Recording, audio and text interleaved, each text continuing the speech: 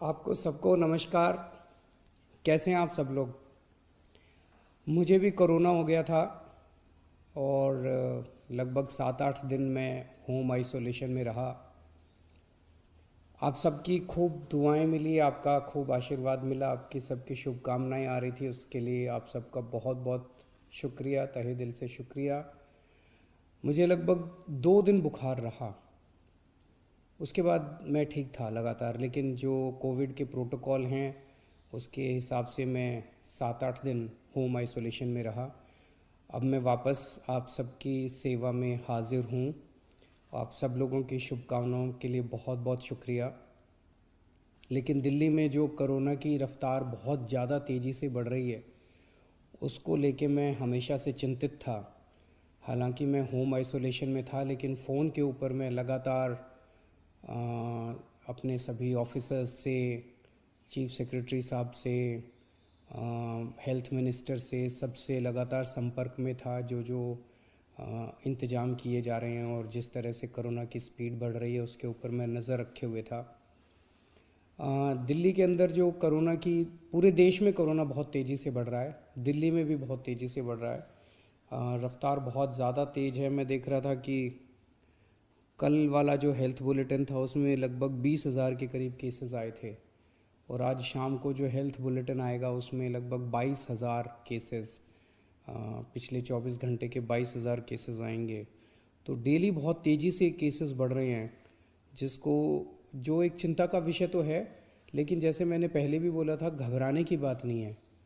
जब मैं बोल रहा हूँ घबराने की बात नहीं है, तो मैं सारा डेटा एनालाइज करके बोल रहा हूँ।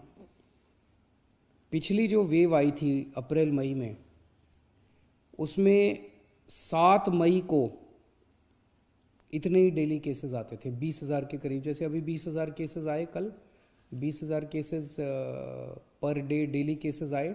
7 मई को भी 20,000 केसेस आए थे पिछली वेव में, लेकिन 7 मई को 341 मौतें हुई थी।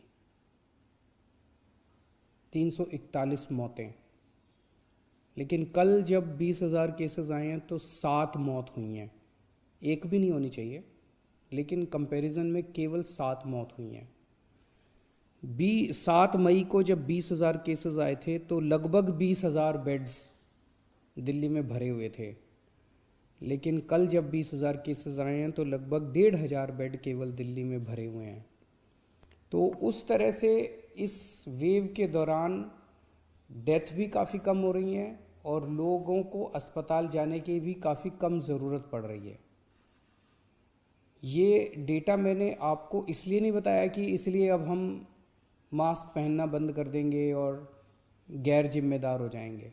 ये डेटा मैंने आपको इसलिए बताया कि पैनिक करने की कोई ज़रूरत नहीं है, घबराने की कोई ज़रूरत नहीं है, डरने की कोई ज़रूरत नहीं है, लेकिन जिम्मेदारी के साथ काम लेने की ज़रूरत है। जो मैं बार बार बोल रहा हूँ कि मास्क पहनना सबसे ज़रूरी है। मास्क पहनना सबसे ज़रूरी है। कई लोग मेरे से प्रश्न पूछ रहे हैं, लॉकडाउन लगेगा?